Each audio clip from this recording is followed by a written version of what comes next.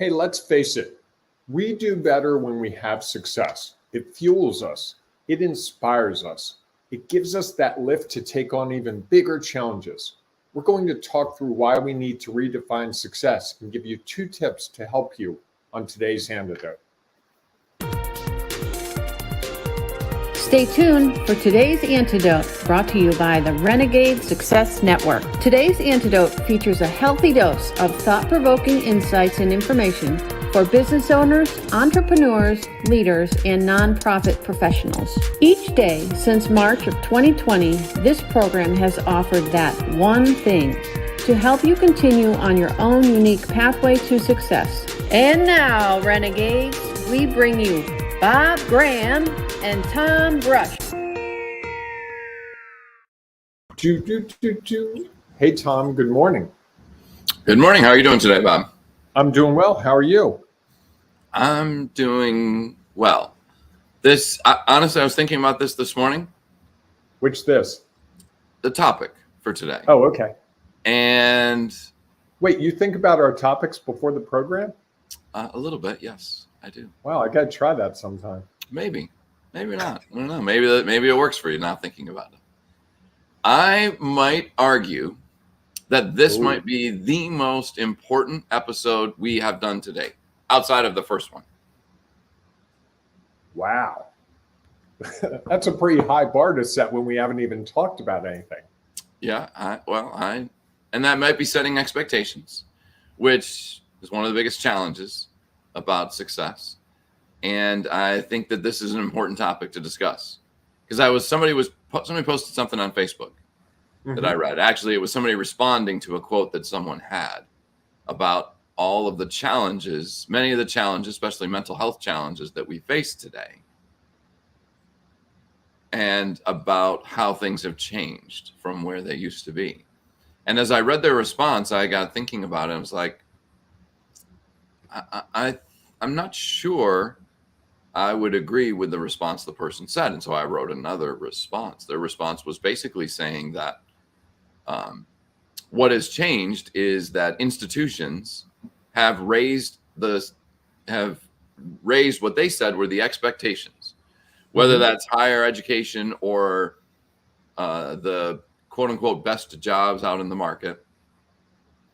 And that raising of expectations has caused young people to be more stressed, overwhelmed, anxiety, all of that. And I won't get into my thoughts on it until later, because we don't need to start the show now, at least that part of the show, because there's some other things we have to do first. So that's just my little tease about why I think this is an important discussion. That's a good tease. Wow. I wish you had done the opening today. That would have been the great opening. Hey, this might be the single most important episode in 546 of them? Yes, although in the same time, for others, it might not be. There might have been another one. So I think that for me, as I was thinking about it, as I think about these things that we talk about, it just struck me that I knew this was an important topic. And then the more I thought about it, I thought, I think there's an opportunity to have a real impact with this conversation, not only this week. And I think the fact that we were talking about why it matters today makes this one the potential for extreme impact as well. So that's my thought. Okay, well, let's get to it. You know, and I know we like to start. Welcome, everyone. If Tom didn't say it, welcome to today's Antidote. We are going to start with celebrations. I'm going to celebrate the fact that I had to get some medical stuff set up yesterday for something later this week. And I prevailed upon a receptionist at a hospital to get me in to get a test done. And she saved me a 30-minute drive, having to park, having to walk, and just because she was a nice person. And I said to her, I can't thank you enough. And as I was leaving, I said, hey, it's lunchtime. I'd love to get you lunch. If you'd like me to go get your lunch. She's like, no. The fact that you appreciate what I did and you've said it is all I need to hear. And I thought, wow, that's really someone who likes her job and really gets it, because I was between 2 hospitals and one test was at one and the other was at another. And I said to her, is there any way I can do them both here? It would save me a lot of time and effort. She's like, I can make that happen. I need about 15 minutes. I'm like, you can take an hour. You can take 3 hours. I just don't want to schlep around hospitals all day. So she took care of it and couldn't have been nicer. And last night I sent a letter. I got her supervisor's email address and sent her supervisor an email. So nice. There you go. It's nice when people go out of their way to help you in times when they don't have to. So what's your celebration, Tom? So my celebration today is somewhat sad and at the same time uplifting. So unfortunately, my mother-in-law passed away yesterday after battling for a couple of months with something she'd been dealing with. And so I know how sad I am and her family and the people around her are. And at the same time, what I want to celebrate is all the things she brought to this life. One of the most important was my wife. And so I'm eternally grateful for the fact that she brought her into this world and all the things she has done to support my wife and I, as well as our 3 kids. And so while it is sad that we will no longer have her around, I want to celebrate the fact that she brought so much to this world and that the impact she had on it will last with all of us forever. I'm sorry for your loss. And that's a great way to look at it. I think that's what, the life lived is often best served in the people that they serve and how it carries on and the words and the phrases and the recipes and all the great stuff, does carry on. It certainly does. It certainly does. And you can see it if you look for it. Yes. There's no doubt. All right. So I'm going to do one of those crazy Today Show shifts. Have you ever watched the Today Show and they have to go from like a really difficult discussion to Al Roker and the weather? And they know he's going to be bubbly. So I'm going to try one of those right now. So let's see if I can do it. Fair enough. So Tom, turning to a little lighter topic, today, the National Day Calendar celebration is one I think we need to recognize, which is it's Mom and Pop Business Day. And our country has many, many mom and pop businesses. And they are the foundation. They are the core of most of our small business community. I've been blessed enough to get to work with and for a fair number of mom and pop businesses. And I will tell you, having dealt with the mom and pop side, that is a frictional environment sometimes when mom and pop are both involved. But I've also seen how incredibly powerful a business can be when both people in the couple really do care about trying to achieve what they're doing.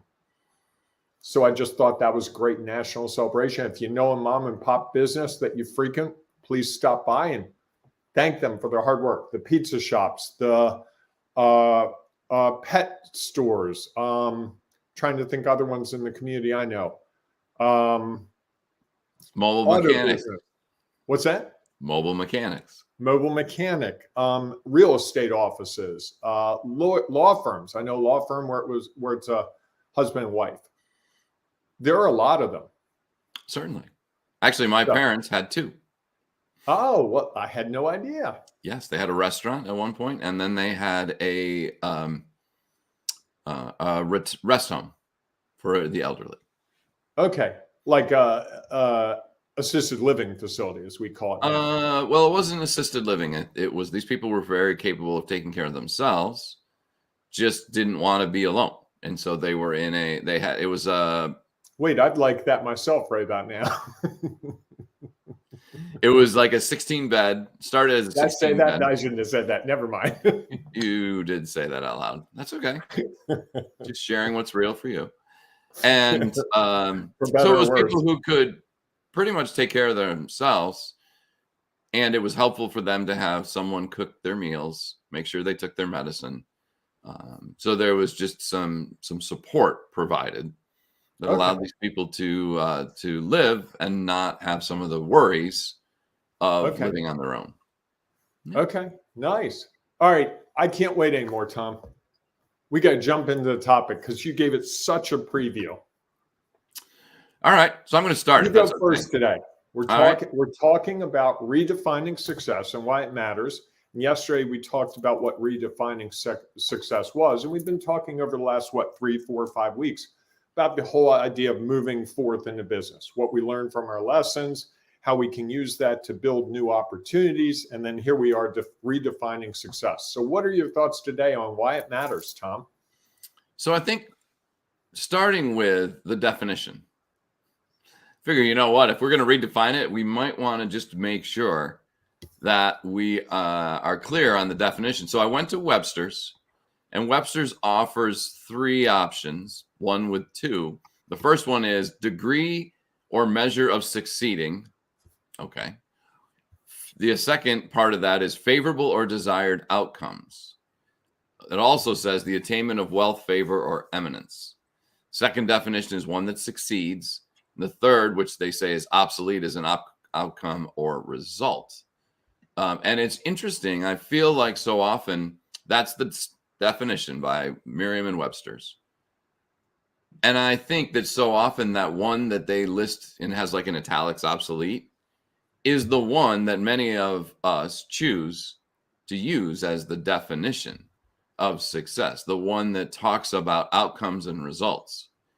And, you know, I think that as I was thinking about it is when we look at success, many people base it on the results that they get, which, as we have discussed before, so often those results are ones we can't control. And so in reality, then our determination of success is based on things that we no longer can control. And I think that starts to set up exactly what this person shared in this post. And they were talking about, well, colleges, they were focused on colleges a little bit, and universities have raised the bar for admission at many institutions to the point where part of that bar is for some people to get accepted, they have to take 10 advanced placement courses, and that leads to more pressure, more frustration, more overwhelm, less sleep, all of those things that just create challenges, especially mental health challenges for young people. And as I was reading through that, I was like, what's interesting to me about that is I don't think that the college, and so their point was the colleges and universities set the expectation. Mm-hmm.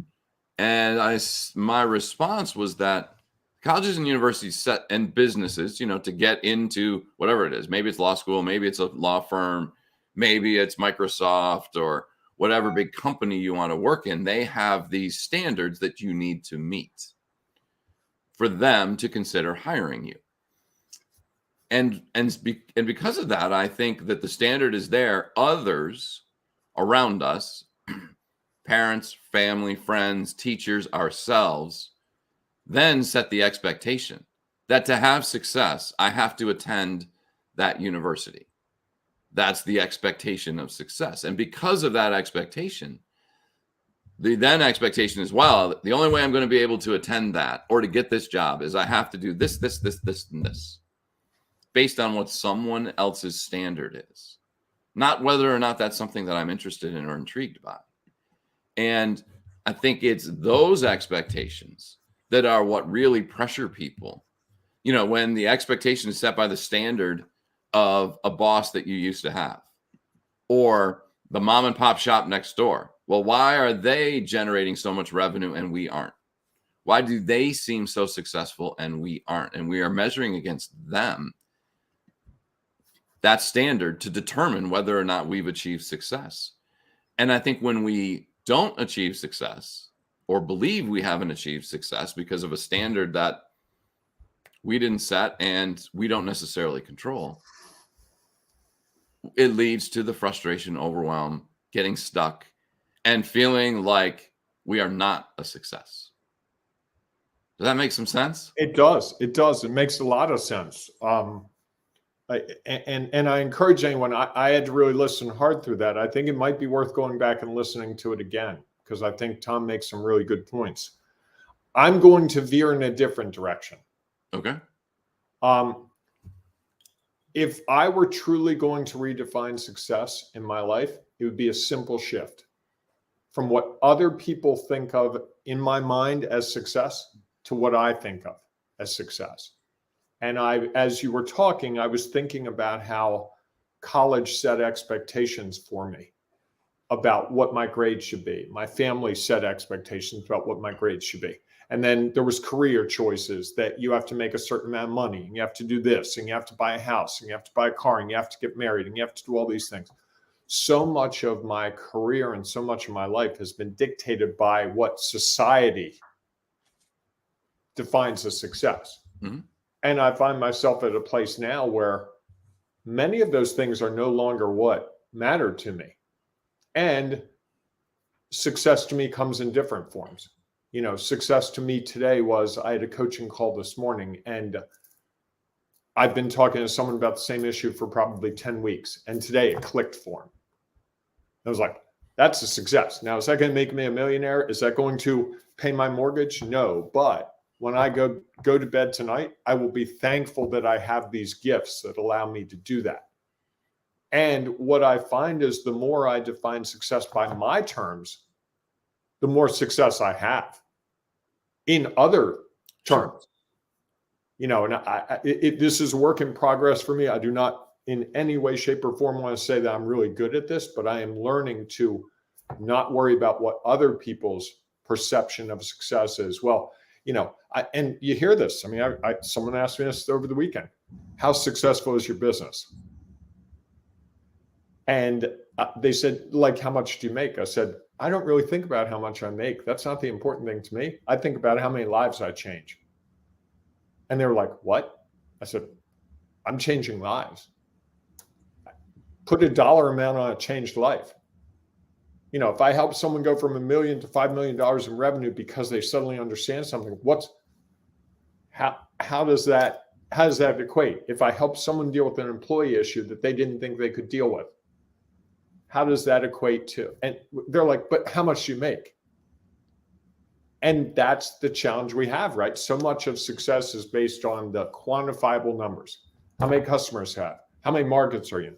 How many dollars you make? How many hours did your team achieve? Or if you're in the donor world, how many dollars in donations did you get this last year? Yeah. And those markers, I'm coming to realize, because you keep saying it over and over, they're flawed. Because they're out of our control, right? We don't control them. And they're constantly raising them. Look at college. It used to be you got straight A's and you were on honor roll and you got into a good college. Now, straight A's, honor roll, play 3 sports, have incredible community involvement, become an Eagle Scout or a Golden Eagle or something crazy, out and take 10 AP tests to prove that you are way beyond average. So those are now the markers to get into really good schools. And that's maybe some schools. Well, and I would also offer by your example earlier, right? Yeah. Well, and if you took a look at every student who's there, they don't all have that. No. It's just what some perceive as the standard because they have seen others who have achieved those things or done those things have been accepted at those schools. And so the assumption becomes that's the standard. And if I don't meet that standard, I'll never get into that school. Right. Many of those things are things you can't control. And so we've set ourselves up to almost not have success. Correct. And that leads to, as you said earlier, less and less success as we go along. Or the people, or I was going to say the people when I was teaching at Johns Hopkins University, they always brought in some students from, they tried to mix it up so you didn't have all really affluent people. And I had one student, a female student that had gone to public school and she had tested really high on her SATs, had really good grades. And someone from her school knew someone at Johns Hopkins. And so she got in. And she got scholarships and she scrambled each semester to pay for it. But what was the amazing thing to me was she came to me after the first class. I met her as a freshman. She came to it was a composition class. She came to me after class. She said, I just want you to know, I shouldn't be here. I said, I'm sorry, help me understand, Elizabeth. And she said, I shouldn't be here. And I said, tell me more. So she told me, and I said, hey, Elizabeth, what if you shifted your thinking? What if you turned it around and said, hey, I'm here. I'm going to make my mark. I'm going to prove to myself that I belong here. I don't care about all that noise. So she went through her freshman semester with me and she was fine. She got an A in class and she graduated 3.5 years later. I'd see her around campus every now and then. And she sent me a note on graduation day, left it in my office and said, my graduation here is because of what you said that day. And so she set the marker of success based on her own expectations, not what the school did. And it turns out she was on the dean's list. She did really well. But so often we allow other people to dictate what success looks like for us, what success is, when we achieve it, how we achieve it, if we achieve it. And I think the other challenge that I see in it is often people set the bar of success for us higher than they set for themselves, because they don't want us to succeed. Because if you succeed, then I didn't. Because you're trying to measure it against a standard that. Correct. Here's a comment that we got, and I'm not sure. I apologize that I didn't. Here, I'll go look while you read it. So the quote is, money is an easy way, as we were talking about earlier. Money is an easy way to measure. But for many of us, we didn't decide our professional career based on the amount of money we could make. And I think that would be Pamela, Tom. Excellent. Thank you, Pamela, for sharing that. And I think that's the opportunity to redefine what success is that you get to choose what that is. And, again, I think I teased this yesterday. I'll share my definition of success on Friday, Discoveries of the Week. And I'll also share the quote that I based it on, because I think that has I think it is a different way to look at things. And it allows us to, as we do all the time, sort of determine success as the steps that we take and the ability to take those steps that are often difficult. Sometimes people would be like, hey, you know what? This is what I did. And it's funny, in that comment that I made on Facebook, I started talking about, well, what if we just allowed kids to do the things that they like and some of the things that we think that they might need and that they really enjoy, and what might be the difference for them and how does success look differently? I would share, well, this is okay. You won't care, I don't think. I think I'll tell you afterwards. Yeah. For a time, I think my son thought that I felt like his success was based on playing baseball, right, and that maybe going to college to play baseball, to the point where when he decided not to play his senior year, he was worried that I would be disappointed. And I said, it's not about me. It's about you. It's about you being happy. And if this other thing makes you happy, what makes me happy is going and watching you doing something you enjoy. And if you no longer enjoy it, I don't want to go and watch you be unhappy. I would rather go and watch you do something you do enjoy. And I can get the same sort of benefit of watching my son do something that he loves to do. And as that has shifted, he is now, I would argue, successful at doing what he wants to do. And I'm sure that there will be some changes in that as he learns, this is what I thought I wanted to do. Here are some of the things that come along with it. And so I've at least achieved, I've done some steps. What's the next steps to figure out and allow him to decide what does success look like for him?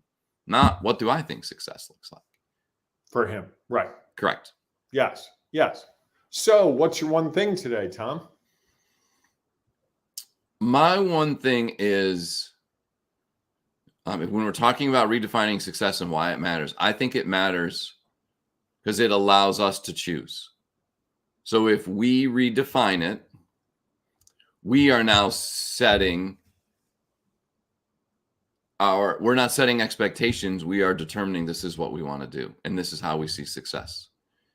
And for some, that might mean one thing. And for others, it might be a next. And the opportunity for us to take what Merriam-Webster says and redefine it in something that is meaningful to us,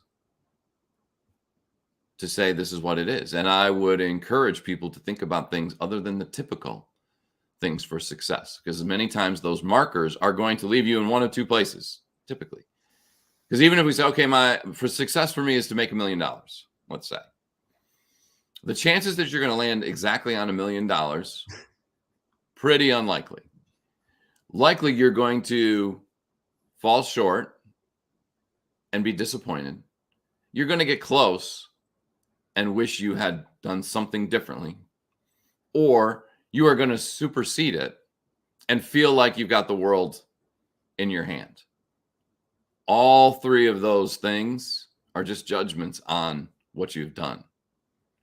So you're just judging whether or not you had success by something you can't control, rather than judging it on or basing it on something that you can control, and figuring out how to move forward. So that, again, as you said, the more we have success,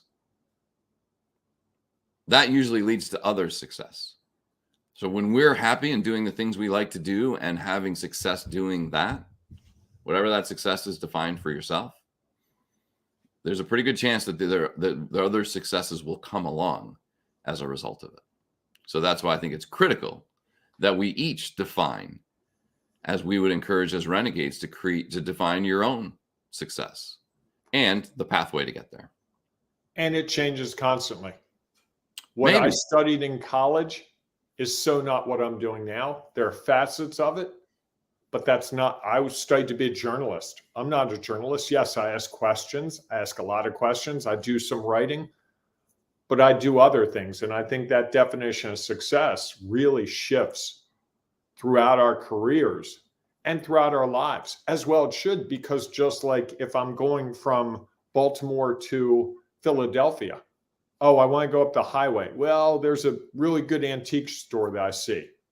And I go to the antique store. And suddenly I'm at the antique store and they have the perfect thing. I put it in my car and I go, I'm not going to take this to Philly because it'll get stolen. I'm going to drive back to Baltimore. Was that a success because I didn't get to Philly? Or was that a success because I got this really great piece at the antique store that I wouldn't have seen had I not been going to Philly? And I think so often we're like, well, but you didn't get to Philly. I can go to Philly tomorrow. I can go to Philly next week. I got this antique piece because that spoke to me that day. And I think that's a more of a concrete example of what you're trying to get at. The whole idea that we redefine it based on whatever comes at us. Yes. And I think there's the opportunity to redefine it where we don't have to future redefine it. Oh, we should talk about that tomorrow. Oh, that's coming at the end discoveries of the week. Okay. All right. Something I've discovered in thinking about this, that I think there is an opportunity. And again, I would say that when I first saw this one quote, that was my definition of success for a long time. And the only reason that I redefined it is that I wanted to create it as my own and not just have to use someone else's. That I wanted to, that I was taking the concepts from someone else's idea and making it my own, so that it was in my voice, in my language, and not someone else's, although the concept is very similar.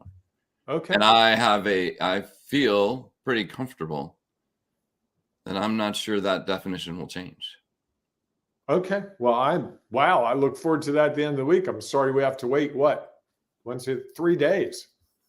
It's okay. Sometimes waiting is a good thing. Preview later today. Maybe. We'll see. All right. Well, folks, if you want to comment on what we've been talking about, please. We love your comments, just like Pamela and her comment. Helps color the discussion, helps other people to understand what's going on. And hint, hint, it also gives you an opportunity to network with people because they might share an opinion that you want to learn more about. And you can call them up, or you can email me, or you can text them, or whatever you choose, and go, hey, I saw you were listening to that episode. I'm curious about that whole idea about money, Pamela. Tell me more. And that can be a really great way to build your network, to find people who align with you, and to just expand things that often just doesn't happen the way it could or should. So absolutely. You also, Tom didn't say it, but if you're listening to the podcast, we really appreciate it. Thank you so much. 2 things you can do for us. You can share it with others. That helps us get more attention to it, which is what our goal is, to get more people to understand what's going on with these issues. Or you can rate it 5 stars. That's right, 5 stars. If you were looking, you podcast people, if you were looking, you'd see I put my hand up in front of the screen. You can't see that, but we would love a 5-star review. Did I miss anything important, Tom? The only thing I would offer is that, if you like to talk more about this, because all week we'll be talking about redefining success inside the Ring of Renegades Facebook group. And so if you'd like to become part of that discussion and you are not yet a member, it's easy to join. Just go to Facebook, search for Ring of Renegades, and then ask to be a part of our growing community of over 1,200 strong, as we try to help others take their next step along their own unique pathway to their own unique definition of success. So we look forward to seeing you inside of that Facebook group, or we'll see you tomorrow morning, 8 a.m. Eastern time, for our next edition of Today's Antidote. Go out and have a great day, everyone. Hey, embrace the renegading you and go out and say thank you to that mom and pop business that you've been frequenting, or go in and use them if you haven't for a while. I like it. I'll have to think about what one I'm going to choose. Take care, everyone. Thanks for listening to Today's Antidote, powered by the Renegade Success Network. The Renegade Success Network helps you confidently create your own unique pathway to success. To learn more about the Renegade Success Network and how you can take your next step, follow us on Twitter, connect on LinkedIn, or join the Ring of Renegades Facebook group. For full details on how you can join our community, go to renegadesuccessnetwork.com. Embrace the renegade in you.